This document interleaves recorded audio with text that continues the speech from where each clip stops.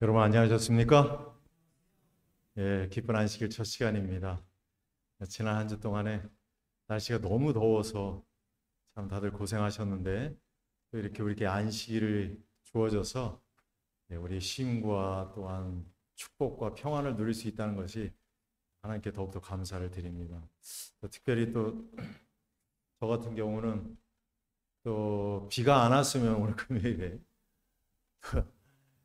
오전 동안에 일하고 또 5시간 동안 차를 출근하고 몰고 와서 올 저녁 이 설교를 해야 되는 상황인데 이것을 위해서 기도했는데 모르겠어요. 하나님께서 저에게 비를 내주셔서 어제 밤에 왔습니다. 그래서 오늘 좀 푹 쉬면서 또 충전을 하고 또 이렇게 말씀을 대언하게 됐습니다. 여러분 말씀 가운데서 하나님께서 성령께서 그 마음을 주관하시고 우리의 마음 속에 말씀이 거하시는 시간 되시길 간절히 바랍니다. 저는 이제 그 카톨릭이 행함으로써 우리가 의를 얻는다고 생각하고 그들에게 모든 것을 강조를 했어요.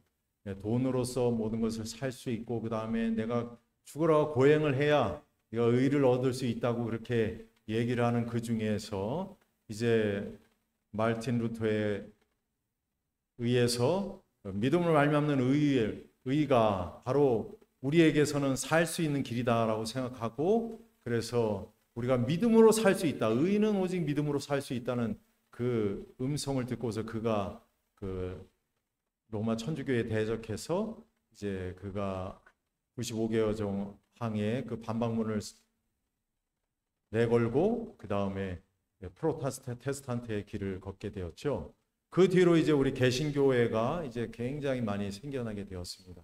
그래서 우리 개신교회 안에는 믿음이라는 것이 얼마나 중요하고 그것이 우리 근간의 이 모든 이 개신교 안에 근간을 정하는 그러한 그 뼈대에 있는 그러한 핵심 기별이라는 사실을 여러분들 아실 겁니다. 그죠? 믿음. 우리는 쉽게 믿음을 이야기하고 그것에 대해서 말씀을 나눕니다. 그렇지만은 정말 그렇지만 우리가 이 믿음에 대해서 진정으로 알지 못할 때에 우리가 믿음을 가지고 있다고 생각을 하지만은 내 자신은 정작 사실은 믿음이 없다는 사실을 우리가 보면 알 수 있다는 사실이고 그것을 깨닫지 못한다는 사실이에요. 그래서 우리가 믿음에 대해서 조금 더 생각해 보면서 이 시간을 나누고자 합니다. 그래서 제가 제목을 믿음의 진정한 의미라고 붙여봤습니다.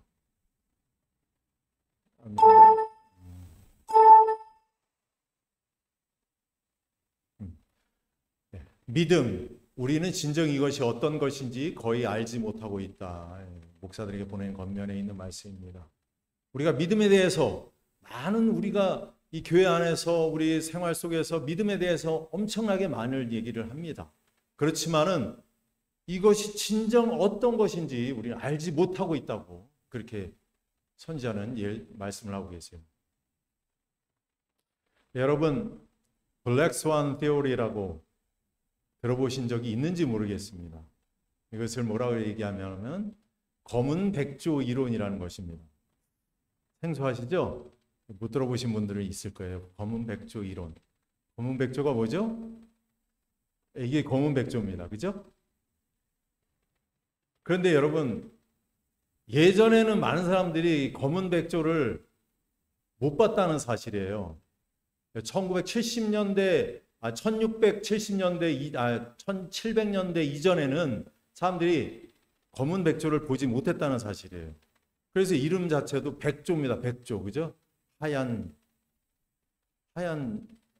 새잖아요, 그죠? 백조. 그런데 네덜란드 탐험가 윌리엄 드 블라밍이 그 오스트레일리아, 호주 서부를 여행하면서 검은 백조를 처음 본 것이었어요. 그 현상을 일컬어서 검은 백조 이론이라고 하는데 그걸 가지고 나심 니콜라스 탈레브라는 사람이 저서를 지었습니다. 이것은 무엇이냐면 일어날 가능성을 예측하기 어렵고 사건 발생 후에는 커다란 파장을 일으키며 결과적으로 기존의 질서를 뒤흔들 수 있는 현상이라는 사실이죠. 첫 번째, 일어날 가능성을 예측하기 어렵다는 거예요.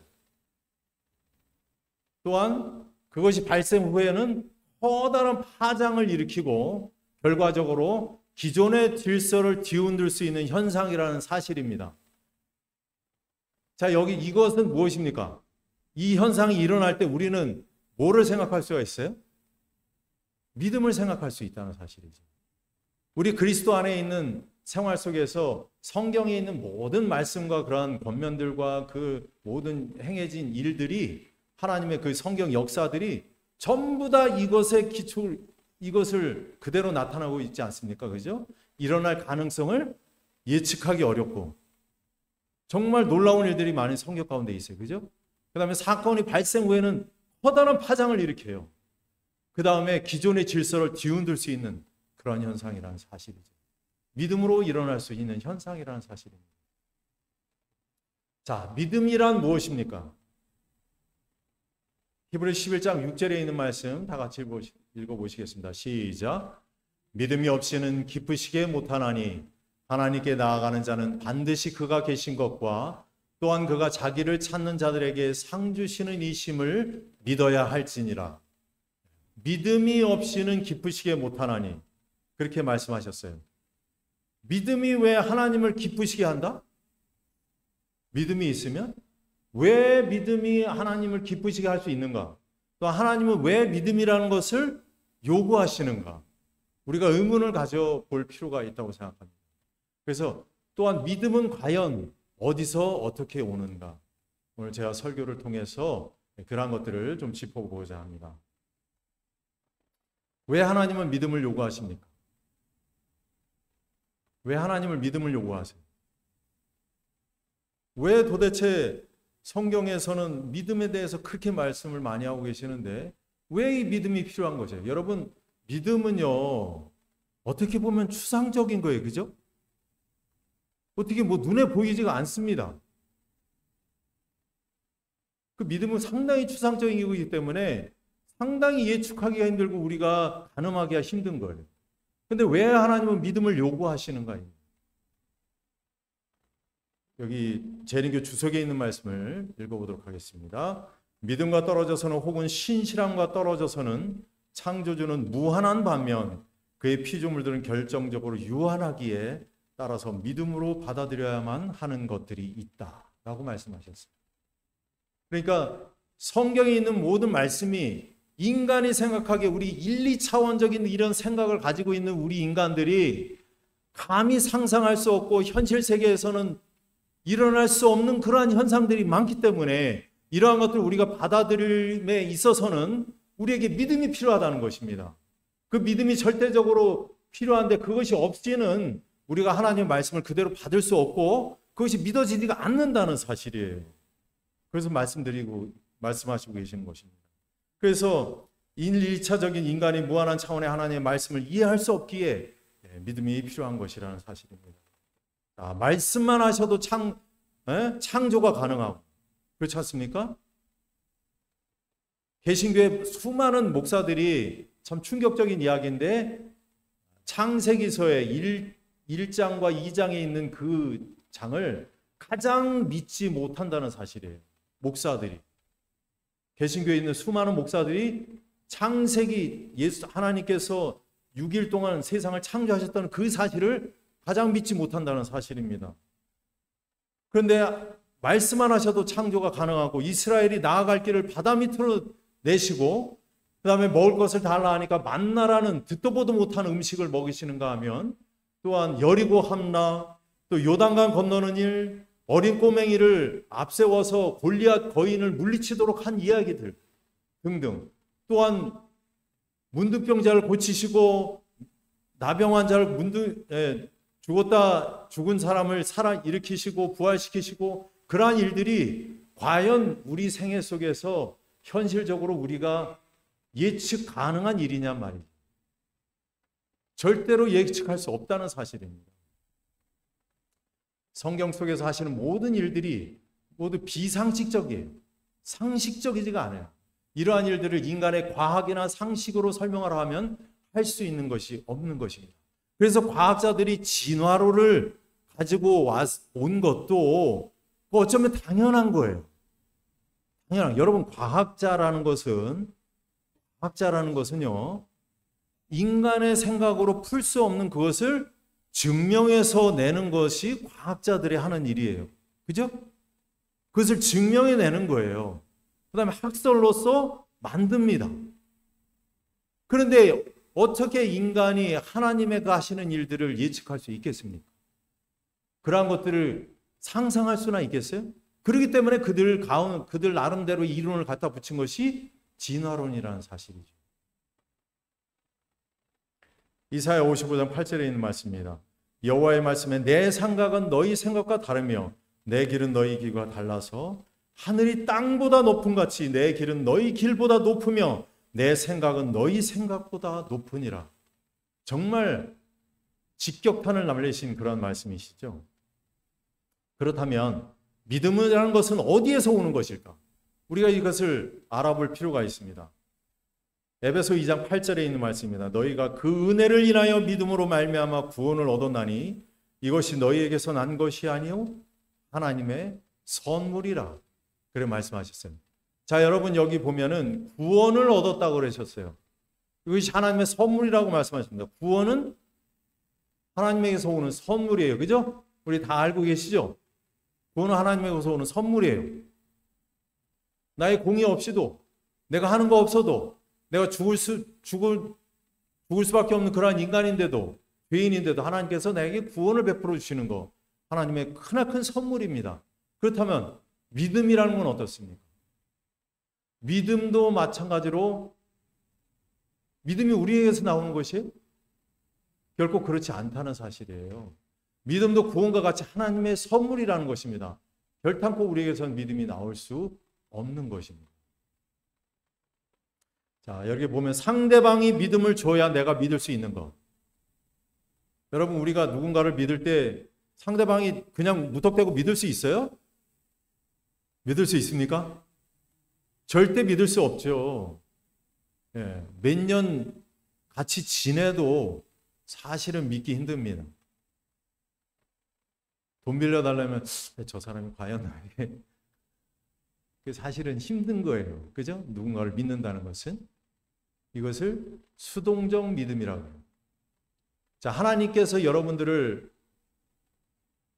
교회 안으로 신앙으로 하나님의 길을 이끄실 때에 여러분들 누군가의 끌림을 당하여서 이 자리에 와 앉아 계신 겁니다. 그죠? 내 스스로 하나님을 믿은 사람은 절대적으로 없다는 사실이에요. 누군가의 전도로 또 나의 마음속에 하나님 성령께서 말씀하심으로 인해서 그렇게 해서 끌림을 당해서 이 자리에 오게 되었다는 사실이에요. 이거 바로 수동적 믿음입니다. 그 다음에 그러나 이것은 아주 초보적인 믿음이에요. 또 한 가지 있죠. 우리가 하나님의 선물을 받아들일 수 있게 하는 믿음은 그 자체가 선물로서 모든 사람들은 다 어느 정도의 이것을 받고 있다는 사실이에요. 그래서 우리 그리스도인들 모두 이 교회에 앉아 계신 모든 분들은 어느 정도의 그러한 믿음을 갖고 있어요. 아주 그런데 이것은 초보적인 믿음이라는 사실이에요. 아시겠습니까? 우리가 침례받을 때 그 믿음을 40년이 지난 지금까지도 고수하고 있다는 사실이에요. 그 초보적인 믿음을. 많은 사람들이 이 믿음이 전부다라고 생각합니다. 내가 온전히 주님을 붙잡으면 된다는 믿음의 생각이 얼마나 위험한 생각인지 모르고 있다는 사실이에요. 자, 믿음은 두 가지로 나뉩니다. 한 가지 수동적 믿음입니다. 그다음에 두 번째는 능동적 믿음 활용입니다. 능동적 믿음 활용. 여러분 이해하시겠습니까?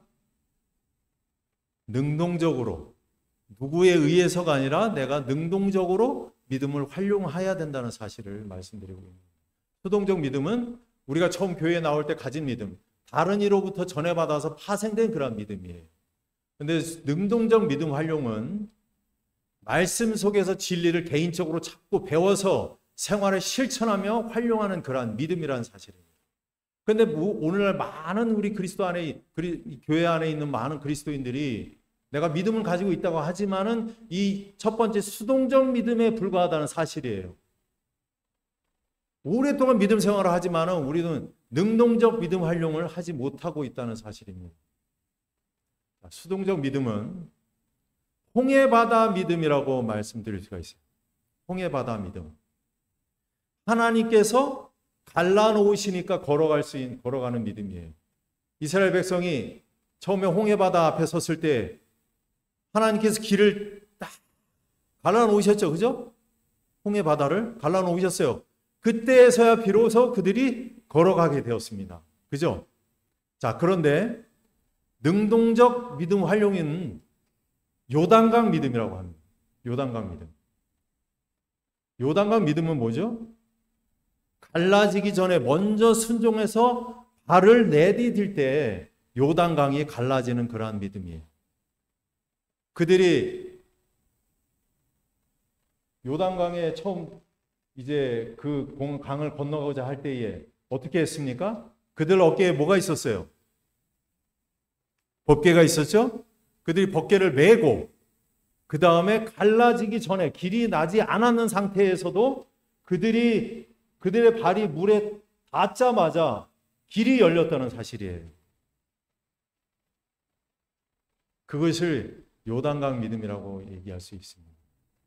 근데 우리는 그저 수동적 믿음이에요. 하나님께서 준비해 주시니까 그냥 나아가고 길을 여시니까 나아가고 그러한 믿음이란 사실이죠. 그렇지만은 하나님께서 가장 원하시는 믿음은 어떤 것이냐면 능동적 믿음 활용이라는 것입니다. 요단강 믿음이에요. 아까 우리가 두 번째 찬미에 그랬죠. 내 눈에 아무 증거 아니 보여도 믿음을 가지고 걸어간다는 사실입니다. 자, 여기 보면 요한복음 5장 2절로 5절에 있는 말씀입니다. 예루살렘에 있는 양문 곁에 히브리 말로 베데스다 하는 못이 있는데 거기 38년 된 병자가 있더라. 예수님께서 그 병자에게 오셨어요. 그래서 그로 하여금 어떻게 얘기하셨어요? 내가 낫고자 하냐? 그렇게 말씀하셨어요. 주님, 제가 낫기를 원합니다. 그렇게 얘기했을 때 네 자리를 들고 걸어가라. 그렇게 말씀하셨어요. 자, 예수께서 병을 어떻게 고치셨다는 간단한 성경 기자로서 우리는 죄사함을 받기 위하여 그를 어떻게 믿어야 할 것을 배울 수 있다. 우리는 베데스다의 반신불수의 이야기를 회상해 보자. 이 불쌍한 병자는 어찌할 도리가 없었다. 그는 38년간이나 수족을 쓰지 못하였다. 그러나 예수께서 그에게 일어나 내 침상을 가지고 걸어가라고 명하셨다. 여러분, 38년 동안이나 그가 걷지 못했으면 그는 걷는 법을 잊어버렸어요. 그죠? 걷는 법을 전혀 알지 못해요. 어떻게 힘을 쓸지도 모릅니다. 그렇지만 그 말씀에 의지해서 그 말씀을 받자마자 그는 걸으려고 힘을 쓸 때에 걸어갈 수 있었다는 사실이에요. 그 병자는 주여 당신이 만일 나를 낫게 하여 주시면 내가 당신의 말씀을 순종하겠나이다라고 말할 수도 있었던 것이다. 저를 먼저 낫게 해주세요. 그러면 제가 걸어가겠습니다. 라고 말할 수도 있었어요. 그렇지만 그렇지 아니하고 그는 그리스도의 말씀을 믿었으니 곧 나은 줄로 인정하고 즉시 힘을 써서 걸으려고 하였으니 걷게 되었다. 그가 그리스도의 말씀을 따라 행할 때에 하나님께서 능력을 주셨다. 그는 그 병이 나았다. 우리는 이러한 믿음을 활용할 필요가 있다는 사실이에요. 우리의 생활 속에서. 과연 우리는 이러한 믿음을 활용하고 있는지 나 자신을 살펴볼 필요가 있습니다. 자, 여러분, 이스라엘 백성이 여리고성을 몇 번 돌았습니까? 한번 세어본 적 있으세요? 예, 13번 돌았습니다. 자, 보면 6일 동안 매일 한 바퀴씩 돌았어요. 그죠? 그 다음에 7일째 되는 날 7바퀴를 돌았어요. 그래서 합계 13바퀴예요. 자, 그러면 13바퀴 돌 동안에 여리고성은 언제 무너졌습니까? 13바퀴 돌 동안에 여리고성은 언제 무너졌습니까? 네? 13바퀴 돌았을 때 무너졌다. 네. 그러면요. 크게 외칠 때 무너졌다. 일단 13바퀴를 일단 다 돌았어요. 그죠? 그렇지만은 여호수아와 갈렙의 눈에는 그렇지 않았다는 사실. 벌써 첫 바퀴를 돌 때부터 이미 내부에서 실금이 가는 것을 믿음의 눈으로 보고 있었다는 사실이에요. 그렇기 때문에 매일매일 돌아도 아무 일도 일어난 것 같지 않았지만은 그들은 그 여리고성이 무너져가고 있다는 사실을 믿음의 눈으로 봤다는 사실이에요. 믿음의 눈이라는 것은 이러한 것이라는 사실입니다. 바로 히브리 11장 1절에 있는 말씀이죠. 믿음, 다 같이 읽어볼까요? 시작. 믿음은 바라는 것들의 실상이요 보지 못하는 것들의 증거니. 그렇습니다. 우리는 믿음을 얘기하면서 눈에 보이는 것만을 생각하고 눈에 보이는 것만을 믿어요. 그렇지만 믿음이라는 것은 절대 그렇지 않다는 사실입니다. 믿음은 하나님께서 죄인들에게 용서를 보증해 주시는 조건이다. 이것은 믿음 안에 구원에 합당한 공로가 될 어떤 미덕이 있어서가 아니라 믿음이 그리스도의 공로 곧 죄에 대한 치료를 붙들 수 있기 때문이다. 믿음은 타락하고 절망적이고 죽을 수밖에 없는 죄인이 그 치료제를 붙드는 행위이다. 자, 여기 보면은 그렇다면 믿음이라는 것이 대단한 건지 우리는 알 것입니다. 그렇지만은 그 믿음이라는 것은 하나님께서 우리로 하여금 구원으로 이끄시는 하나의 그냥 장치라는 사실이에요. 하나님께서 정하신 원칙이라는 사실입니다. 그것이 구원의 수단이 아니라는 사실입니다. 그래서 구원이라는 것은 하나님께서 구원을 준비해 놓으셨어요. 준비해 놓으시고 이렇게 기다리고 있을 때에 우리가 믿음을 발휘합니다. 그렇게 되면은 믿음은 하나님께서 우리에게 구원을 준비해 놓고 기다리고 계시면서 구원을 주시고자 하시는 명분을 드리는 거예요. 하나님께. 아시겠습니까? 그러니까 믿음은 명분이라는 사실이에요. 하나님께. 하나님께서는 그냥 구원을 주시지 않는다는 사실. 무턱대고 그가 믿음을 나타내 보일 때에 그냥 구원이라는 것을 딱 우리에게 안겨주신다는 사실이죠. 명분이라는 사실입니다. 붙드는 행위는 그 속에 갈망이 있음을 말한다. 이 갈망이 없는 것은 믿음이 아니라고 말할 수 있다. 그래서 믿음은 우리의 붙드는 행위인데 우리 속에 이 갈망이나 마찬가지예요. 그래서 여러분 믿음, 소망, 사랑 이제 세 가지는 항상일 것인데 그 중에 제일은 사랑이라고 말씀하셨죠. 그런데 우리가 소망은 알겠어요. 또 근데 거기에 보면은 믿음과 소망이 가장 중요한 것이 뭐냐면 그 속에 갈망이 있어요. 갈망이 없으면 절대로 우리가 믿음을 소유할 수 없다는 사실입니다. 그래서 이 갈망이라는 것이 바로 우리의 믿음을 대표할 수 있다는 사실입니다. 엄마와 아기의 시장이야 합니다. 여러분 우리의 믿음이 내가 40년 저는 올해로 제가 세보니까 주님을 믿은 지 46년 됐나요? 46년 됐습니다.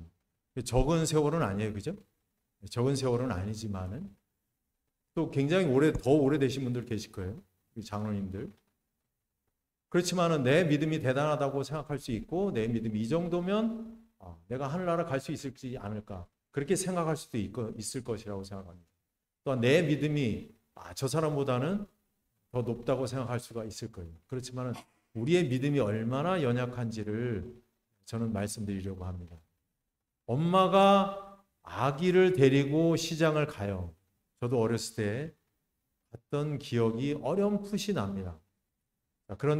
그러면 엄마가 아기 손을 붙들면 절대로 아기는 엄마에게 길을 잃어버리지 않습니다. 그죠? 그렇지만은 아기가 엄마 손을 붙들게 되면 어떻게 될까요? 네? 금방 잃어버릴 수가 있어요. 온갖 그 아이의 눈에는 막 온갖 다른 시선을 끄는 다른 것들이 많이 있다는 사실이에요. 그러면 엄마 손을 나도 모르게 놓는다는 사실입니다. 내 믿음이 그 정도밖에 안 된다는 사실이에요, 여러분. 그렇지만 엄마가 나를 붙들 때는 어떻습니까? 절대로 그 손을 놓지 않는다는 사실이죠. 로마서 1장 17절에 보면은 복음에는 하나님의 의가 나타나서 믿음에 이르게 하나니 기록된 바 오직 의인은 믿음으로 말미암아 살리라 함과 같으니라. 자, 여러분 여기 보면은 복음에는 하나님의 의가 나타났는데 믿음에 이르게 한다고 말씀하셨어요. 여기 보면은 믿음으로의 의로는 믿음으로에는 에크라는 사실이에요. 에크라고 있습니다. 그 다음에 뭐뭐에 이르게 하나니, 그 믿음에 이르게 하나니에는 에이스라는 그 헬라어를 적용을 시켰어요. 자, 그렇다면 에크는 뭡니까? 에크는 뭐냐면 뭐뭐에서, 그 다음에 뭐뭐의 때부터, 그 다음에 뭐뭐 때문에 이유가 있는 거예요. 발생 시점을 얘기하는 거예요. 그러니까 우리가 처음에 믿었던 그 믿음으로 인해서 그 믿음이 그 다음에 어디에 이르게 한다? 그것입니다. 에이스, 뭐뭐의 안속으로, 뭐뭐로 향하여 그렇게 가야 된다는 사실이죠. 그것을 말씀해 주고 가세요. 그래서 우리 안에 시작하신 그 믿음이 어떤 다른 믿음으로 자라나야 한다는 사실. 그 자라남을 의가 나타날 때만 자라날 수 있다는 사실이에요. 여기 보면은 그대로 말씀하시고 계십니다. 의는 믿음으로 말미암아 살리라 한 게 같아요. 그러니까 믿음이 있어야만 하나님께서 의롭게 여기시는데 그 의가 있어야만이 우리가 어떤 믿음으로 자라나갈 수 있다는 사실을 말씀해 주고 계신다는 사실이에요. 자, 여기 보면은, 자, 그러면은 여러분 이 말씀 너무 깊이 잘 아시죠? 믿음은 들음에서 나며 들음은 그리스도의 말씀으로 말미암았느니라. 아, 그리스도의 말씀은 들음에서, 믿음은 들음에서 나니까 내 하나님의 말씀을 많이 들으면 나의 믿음이 생기는 거야. 그러니까 열심히 여러분들 설교 예배 교회에 와서 설교 말씀 잘 들으면 나에게 믿음이 생긴다고 그렇게 생각하실 수가 있어. 그렇지만 여러분, 이 들음은 내 귀로 듣는 그 들음이 아니란 사실입니다. 믿음은 들음에서 나면 그 귀로 들음으로 믿음이 생기는 것을 말함이 아니고 사무엘상 3장 10절에 보면은 사무엘아 사무엘아 부르시는지라 사무엘이 가로되 말씀하옵소서 주의 종이 듣겠나이다. 너 엄마 아빠 말씀 안 들을래? 아니 다 들었는데요. 내 귀로. 아니 다 들었다니까요. 그 뜻입니까? 네? 그 뜻이 아니죠. 엄마 아빠 말씀을 순종했느냐 실천했느냐를 말씀하시고 계시는 거예요. 그러니까 믿음은 들음에서 나면 이것은 뭐냐면은 진정한 믿음은 하나님의 말씀을 실천하는 데서 오는 그 믿음이 진정한 믿음이라는 사실을 여러분들 깊이 아시기 간절히 바랍니다. 하나님의 의가 믿음에 이르게 하는데 이 항구적인 최종 믿음은 무엇인가? 보시겠습니다. 그리스도의 의가 나타나 믿음으로 믿음에 이르게 한다. 다시 말하면 그것은 현재의 믿음으로부터 깨달음이 깊어져서 사랑으로 역사하며 영혼을 정결케 하는 믿음에 이르게 한다는 사실입니다. 그 지경까지 그러한 믿음을 가지기까지 자라게 하는 것이 하나님의 의라는, 예수 그리스도의 의라는 사실이에요. 여기 말씀해 주고 계신다는 사실입니다. 사랑으로 역사하는 믿음이라는 사실이죠. 여기 보면 계시록에 있는 말씀입니다. 다 같이 읽어보실까요? 시작. 성도들의 인내가 여기 있나니 저희는 하나님의 계명과 예수 믿음을 지키는 자니라. 여러분, 하나님의 계명, 우리는 십계명을 다 가지고 있고 그대로 준수한다고 우리는 말을 합니다. 그렇지만 예수 믿음은 무엇입니까? 예수 믿음.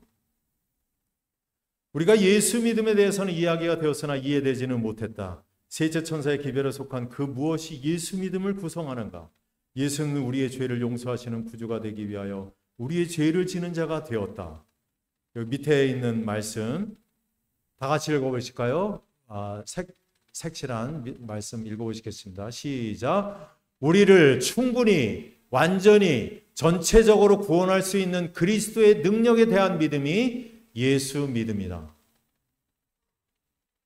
예수님께서 우리를 완전히 전체적으로 충분히 구원해 주시기 위해서 그분께서 역사하신 그 믿음이 바로 예수 믿음이라는 사실이에요.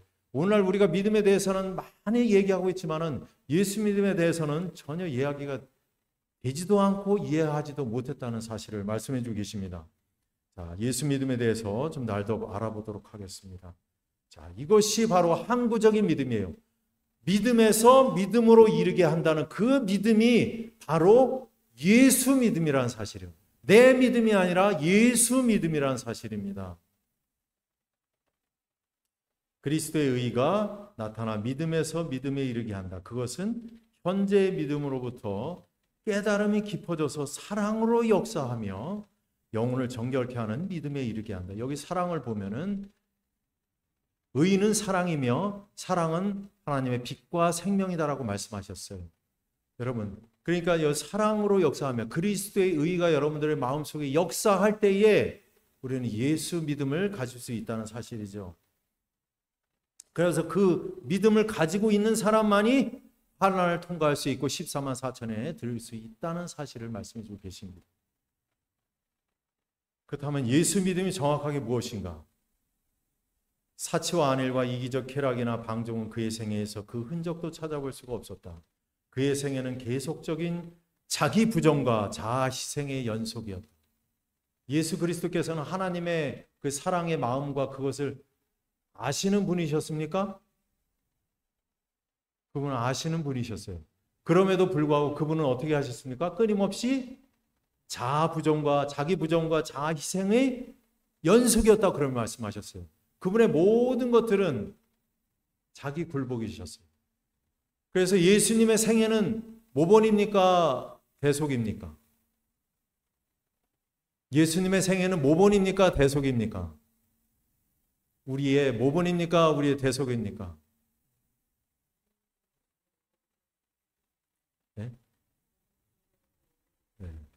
이 문제에 대해서는 다음에 제가 시간이 있으면 좀 더 다루도록 하겠습니다. 예수님의 생애는 자아 부정과 그분의 자아 희생의 원칙이었기 때문에 그것이 바로 우리의 모본이 되신다는 사실이에요.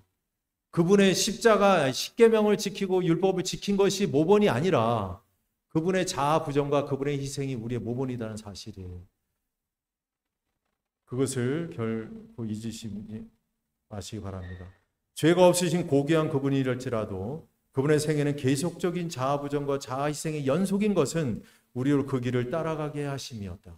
그래서 너희는 자기를 부인하고 자기 십자가를 지고 나를 쫓을 것이나라고 그렇게 말씀하셨어요. 그래서 하물며 하나님의 아들이신 예수 그리스도께서 자아 부정과 자기 희생을 계속해서 하셨는데 과연 우리는 어떻습니까?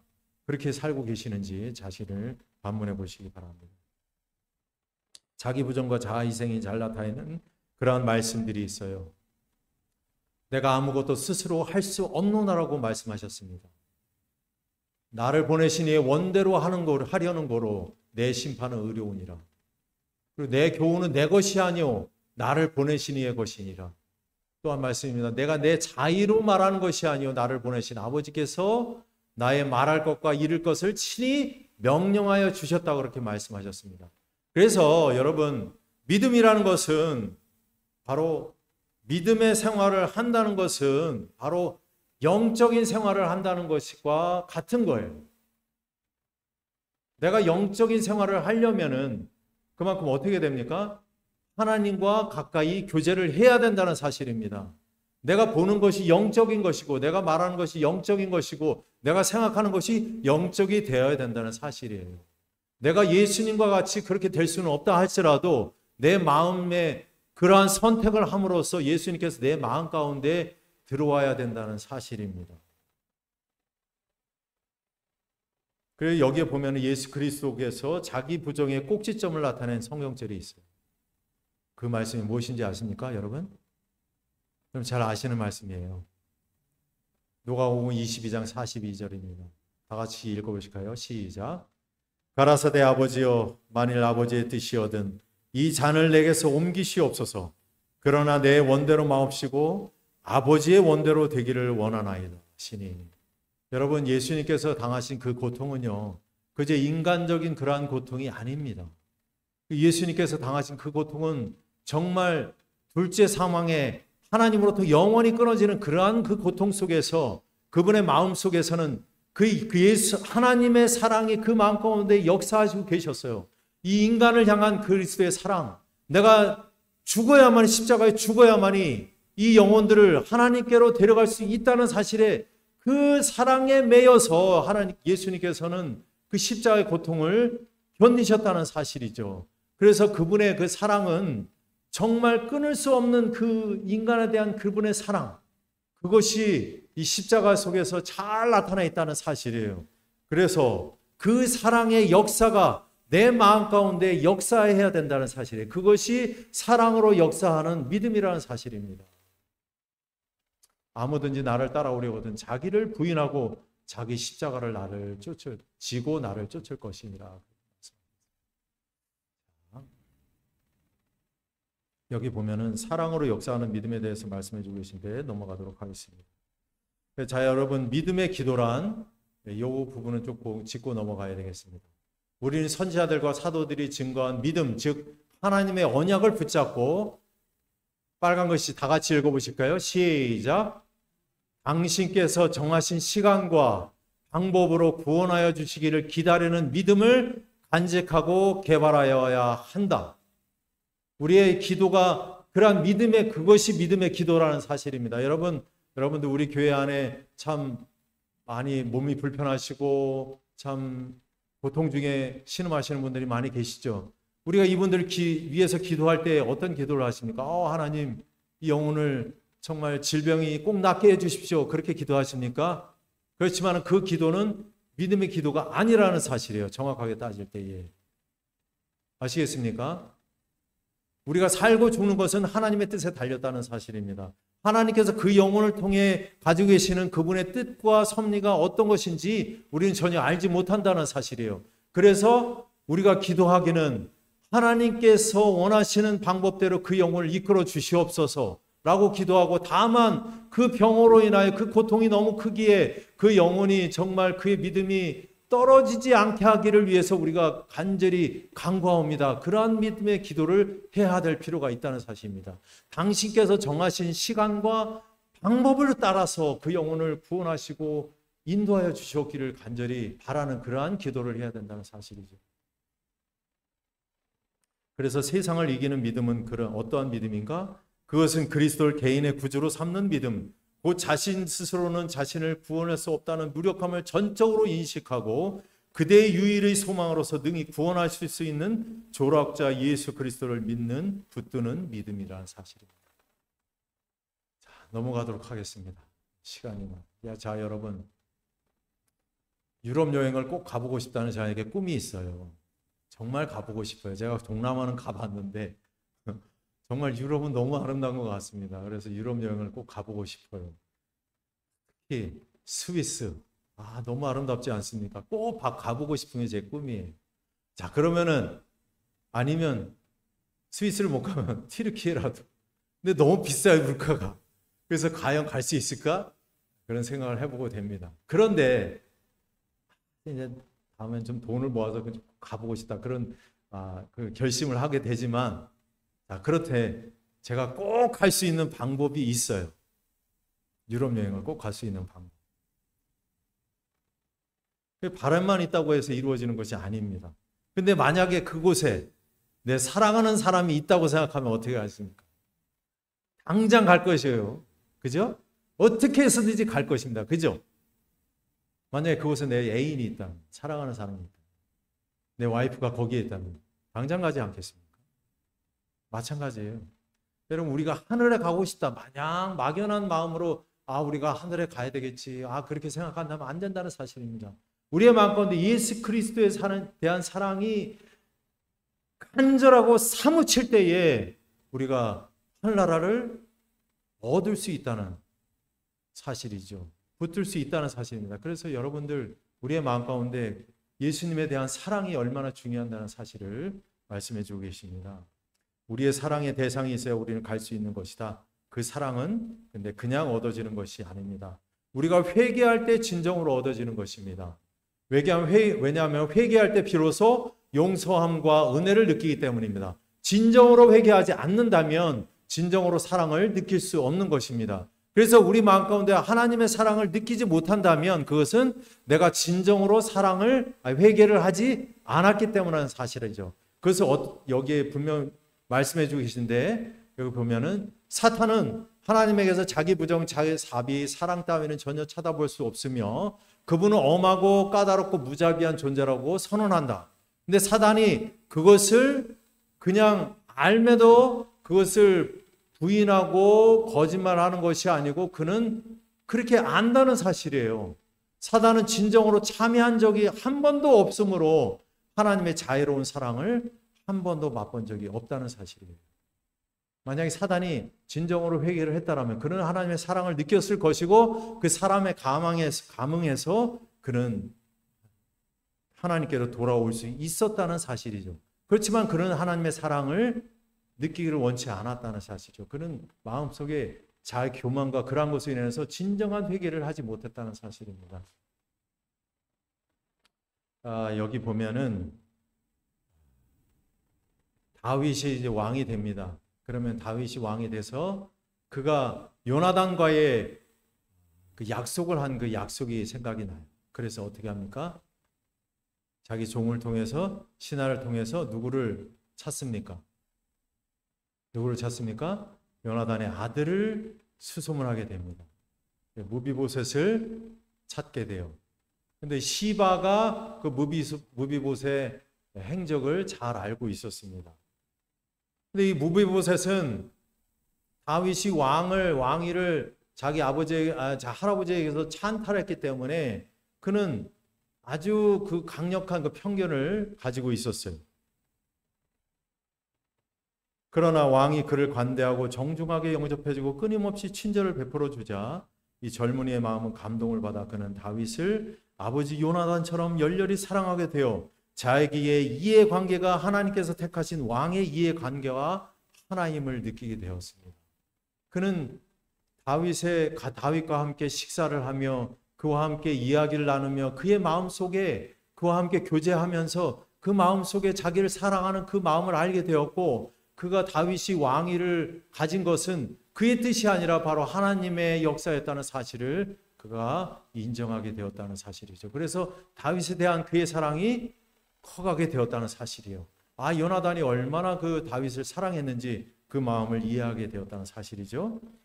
그런데 다윗이 어떻게 됩니까? 어느 날 자기 아들의 압살롬에 의해서 반란으로 인해서 도망가게 되죠. 그 도망가게 되었을 때에 그가 이제 압살롬을 진압하고 다시 돌아오게 됩니다. 막 돌아올 때에 이 무비보셋이 어떻게 합니까? 다윗을 마중 나가기 위해서 이제 먹을 것과 그것을 나귀에 막 싣고 있었어요. 그때 그의 종 시바가 가실 거 없다고 제가 대신 나가겠다고 그렇게 얘기를 합니다. 그래서 시바가 다윗을 왕을 맞으러 갑니다. 그래서 어떻게 합니까? 거기에서 그가 거짓말을 하게 돼요. 무비보셋은 어디 있느냐 얘기했더니 그는 다른데 지금 일을 하고 있고 제가 지금 왕을 맞으러 나왔습니다. 그렇게 자기 주인을 모함하게 되었습니다. 그때에 어떻게 합니까? 다윗이 너는 무비보셋의 사울 왕의 모든 재산을 네가 차지하라. 그렇게 얘기를 했어요. 그때에 그리고서 이제 다시 무비보셋이 다시 그가 다윗을 맞으러 나옵니다. 그렇게 했을 때 그가 이제 다윗이 얘기를 해요. 내가 어떻게 나를 마중 나오지 아니하였느냐? 그렇게 얘기했을 때 그 무비보셋이 이렇게 얘기합니다.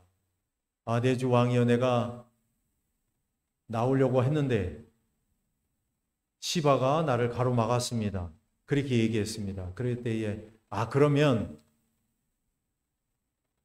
내 종 시와 함께 그 밭을 나눠 가지라 그랬어요. 재산을 나눠 가지라 그렇게 얘기를 했습니다. 그러니까 그때에 이 무비보셋이 얘기합니다. 30절에 있는 말씀, 밑에 있는 말씀. 무비보셋이 왕께 고하되 내 주 왕께서 평안히 궁에 돌아오시게 되었으니 저로 그 전부를 차지하게 하옵소서 하니. 나의 모든 재산은 필요 없다는 것입니다. 시바가 다 가져가도 나는 상관이 없다는 것입니다. 나는 다윗 왕이 무사히 궁으로 돌아오게 되었으니 나는 그것으로 만족한다는 사실이죠. 그의 마음속에 뭡니까? 다윗 왕에 대한 사랑, 그 마음에 사랑이 있었다는 사실이에요. 그가 다른 건 모두 다 필요 없고 그저 다윗 왕이 내 마음과 나에게 왔으니 그것으로 자기는 만족한다는 사실이죠. 여러분, 우리의 마음속에 다른 거 하늘을 내게 주시지 않는다 할지라도, 심지어 내게 하늘을 내게 주시지 않는다 할지라도, 정말 나에게 다시 부활한다는 그러한 소망이 내 눈앞에 가리워진다 할지라도, 내 마음 가운데 예수 그리스도의 사랑이 넘치게 되면은 그것으로 만족한다는 그러한 믿음이, 사랑으로 역사하는 그 믿음이 우리의 마음 가운데 있어야 된다는 사실이죠. 자, 우리의 믿음이 얼마나 약한지를 제가 여기에서 한 번 더 마지막으로 이제 영상을 좀 보여드리도록 마치도록 하겠습니다.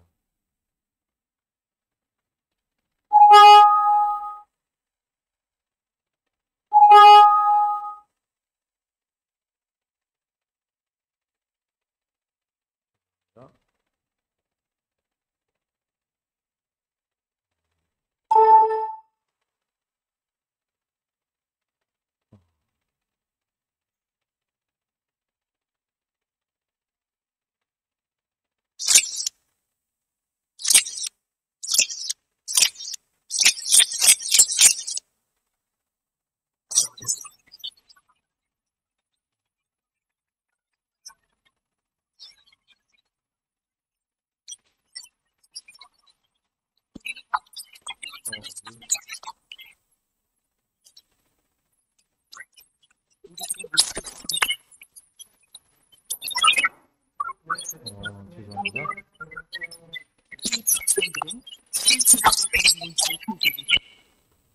다시 재생하도록 하겠습니다. 굉장히 중요한 거라서 여러분들에게 좀 알려드릴게요.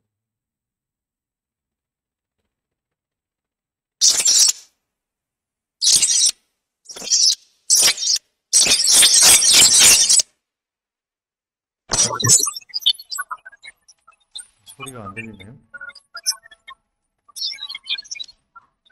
소리가 이상하게 그렇다면은 이거 이제 빼도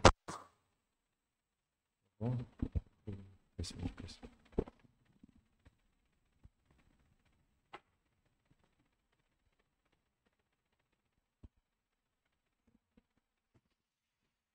이 장면은 무엇이냐면요.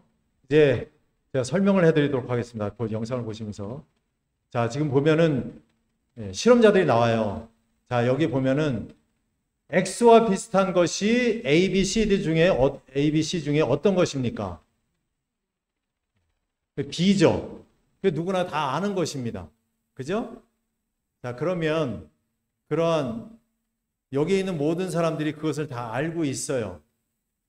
자, 그런데 여기에 보면은 여기 빨간 표시해 놓은 사람인 혼자 외톨입니다. 나머지 6사람은 다 짜고 하는 거예요.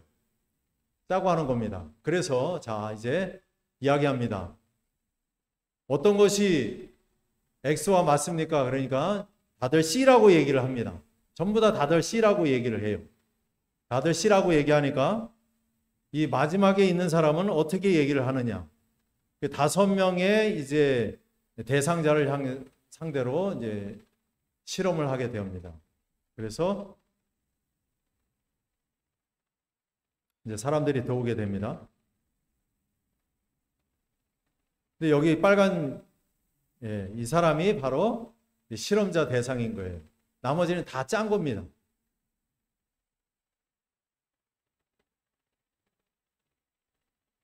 ABC 세 선이 있고요. X선이 있죠. X선하고 똑같다고 생각하는 것을 저에게 말씀해 주시면 됩니다. 간단하죠? 이 실험자가 너무 이게 저것도 문제라고 되나? 그러면서 피식 웃었어요. B가 맞죠. 그죠? 그런데 정답은 A입니다. 그 다음에 정답은 A입니다. 세 번째 사람도 정답은 A입니다. 왜 저러지? 그렇게 생각을 하는 거예요. 왜 저러지? 그렇게 생각하는 겁니다. 정답은 A입니다. 정답은 A입니다. 자, 이제 이 사람의 대답할 차례예요. 이 사람은 정답은 B입니다. 제대로 얘기를 했어요. 그죠? 제대로 얘기했어요. 자, 그러면 이제 다음 문제가 출제가 돼요. 똑같은 문제입니다. 자, X와 비슷한 것은 무엇입니까? 그러니까 정답은 B죠. 정답은 C죠. 네, 정답은 C입니다. 그런데 전부 다 B라고 얘기를 합니다. 전부 다 B라고 얘기를 해요. 그러면서 모든 사람이 일제히 그 사람을 쳐다봅니다. 이제 그 사람이 답을 얘기할 차례가 되었어요. 그때 이 사람이 뭐라고 얘기하는지 보십시오. 전부 다 그 사람을 향해서 쳐다봅니다.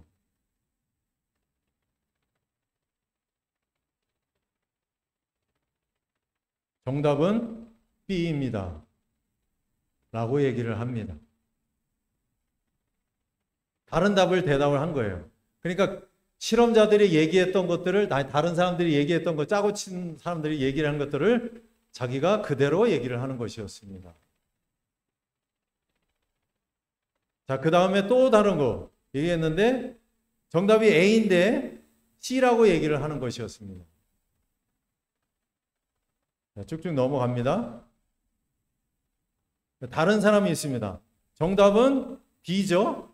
근데 다른 사람들이 전부 다 C라고 얘기를 합니다. C입니다. C입니다. C입니다. 다 얘기를 해요. 이 사람은 뭐라고 얘기를 할까요? 어이가 없어 하면서 자기도 정답이 C라고 얘기를 합니다. 이 여성도 마찬가지입니다. 정답은 A인데 전부 다 다른 대답을 합니다. 오류를 얘기를 해요. 그때 이 대학생은 뭐라고 얘기를 합니까? 대답을 하나요? 보십시다. 정답은 C입니다. 절대 C가 아니죠? A인데 근데 이 여성도 C라고 대답을 합니다. 자꾸 다 똑같은 걸 말하니까 헷갈려서 내가 잘못 봤구나 이렇게 생각을 했어요. 다 이상하다 생각했어요. 제가 이상한 것 같기도 하고 다른 사람들이 다 이상한 것 같기도 하고 왠지 틀리면 왠지 다른 사람한테 신경 쓰일 것 같기도 하고 괜히 튀는 게 싫어서 그냥 이렇게 묻어가자 이런 식으로 오류를 얘기했다는 사실. A가 맞는 답이면 다른 사람이 다 B라고 얘기했더라도 A라고 대답할 거라고 얘기할 거라고 얘기하지만 그렇지는 않다는 사실이에요. 똑같이 넣어보면 그때는 심지어 70% 가까이가 그냥 틀린 답을 얘기하고 끝장내 버린다는 사실이죠. 사람들이 다른 사람부터 배제되는 경험을 하게 되면 우리 뇌에서 어느 부위가 활성되냐 하면 신체적으로 우리가 아픔을 당할 때 활성화되는 그 부위가 활성화됩니다. 똑같은 부분이 그게 뭘 보여주냐면 인간은 기본적으로 다른 사람들과 관계를 맺고 그 사람들 속에 포함되려고는 아주 강력한 동기가 있다는 사실이죠. 그러니까 이 모든 실험자들은 똑같은 그들의 그 다른 다수의 사람들과 동기화되려고 하는 그런 생각을 갖고 있다는 사실. 결코 밖에서 봤을 때 나라면 안 그럴 텐데 하는 생각 자체가 굉장히 오만한 생각일 수 있다는 그런 것입니다. 그 상황에 들어가면 누구나 그럴 수 있습니다. 그게 제일 위험한 거죠. 그게 상황의 힘의 무서움이거든요. 소리가 나왔다면 좀 더 좋았을 텐데 아쉽습니다. 여러분, 그래서 내 믿음을 온전히 내가 믿음이 강하다고 생각하고 내가 믿는 것이 절대로 그것을 과신하지 마시기 바랍니다. 내 믿음은 절대로 그것이 나로 하여금 환난을 통과하지 못하게 한다는 사실이에요. 여러분, 만약에 여러분들 예수님과 같이 여러분들 욕 보이고 옷 벗기고 십자가에 못 박아놓고 많은 사람들이 비방과 그러한 욕설과 그러한 것으로 인해서 나를 욕 보일 때에 과연 여러분들의 마음 속에는 그들을 향해서 사랑하는 마음이 일어날까요? 절대 그럴 수 없다는 사실입니다. 내 자신의 잘못, 내 자신의 정말 부족하고 너무나 내가 쓸모없다는 생각을 뼈저리게 느끼고 정말 내 자신을 온전히 주님께 굴복시킴으로 인하여 정말 그리스도의 사랑이 내 마음 가운데 역사하시기를 그분에 대한 사랑이 어떠한 것보다도 강하게 되는 그러한 믿음을 소유해야 한다는 사실입니다. 그래서 그것이 바로 이 사랑으로 역사하는 믿음이 바로 예수 믿음이라는 사실이에요. 그래서 우리가 이 예수 믿음을 온전히 지키고 그 마음에 우리의 마음 가운데 소유하게 됨으로 인하여 주님의 날에 정말 그 앞에 당당히 서시기를 간절히 바랍니다. 여기 히브리서 12장 2절에 있는 말씀입니다. 다 같이 읽어보시고 마치도록 하겠습니다. 시작. 믿음의 조요 또 온전케 하시는 이인 예수를 바라보자. 바로 믿음의 주라는 사실이죠. 예수님께서 믿음을 창시하신 그 믿음의 주라는 사실이에요. 그래서 우리가 예수 믿음을 받을 필요가 있다는 사실입니다. 예수 믿음을 받음으로 인하여 우리가 마지막 시대에 정말 이 환난을 통과하고 14만 4천인으로 우뚝 설 수 있는 그러한 여러분과 제가 되길 간절히 바라면서 이제 말씀을 마치도록 하겠습니다. 다 같이 기도하시도록 하겠습니다.